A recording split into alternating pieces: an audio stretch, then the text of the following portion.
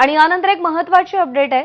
दिव्यांचा उत्सव असलेल्या दिवाळीच्या सणाला सुरुवात झाली असून दिवाळीचा उत्साह संपूर्ण राज्यभरात पाहायला मिळतोय। धुळ्यातील मुख्य बाजारपेठ असलेल्या आग्रा रोड भागात देखील आज सकाळपासून नागरिकांनी खरेदीसाठी गर्दी केली आहे। यात आकाशकंदिलासह सजावटीचे साहित्य तसंच रांगोळी, लक्ष्मीच्या मूर्ती आणि फटाक्यांनी बाजारपेठ सजल्याचं दिसतंय। दिवाळीनिमित्त सजलेल्या बाजारपेठेचा आढावा घेतलाय धनंजय दीक्षित यांनी।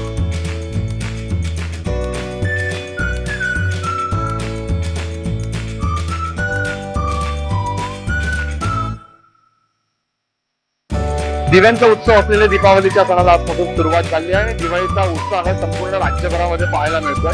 ही धुळे शहरातील मुख्य बाजारपेठ आपल्या आग्रा रोड भागात आहे आणि आपण बघू शकतो की या ठिकाणी दिवाळीनिमित्त बाजारपेठ सजल्याचं पाहायला मिळतंय। आकाशकंदील असतील, रांगोळी असेल, त्यासोबतच वेगवेगळ्या प्रकारच्या सजावटीचे साहित्य असतील, अशांनी बाजारपेठ सजायला या ठिकाणी सुरुवात झाली आहे। यासोबतच ग्राहकांचा देखील या ठिकाणी आता प्रतिसाद जो आहे तो वाढताना पाहायला मिळतोय।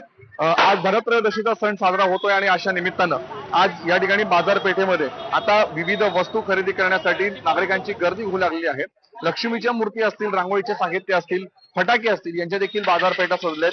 मात्र यंदा राज्यामध्ये झालेल्या अतिवृष्टीचा परिणाम आणि त्यासोबतच शेतकऱ्यांचं झालेलं नुकसान लक्षात घेता यावर्षी बाजारपेठेमध्ये दरवर्षाच्या तुलनेमध्ये निश्चितच काही प्रमाणात जी काही गर्दी आहे ती कमी झाल्याचं पाहायला मिळत आहे।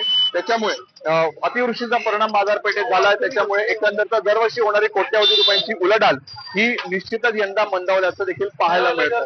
धनंजय दीक्षित।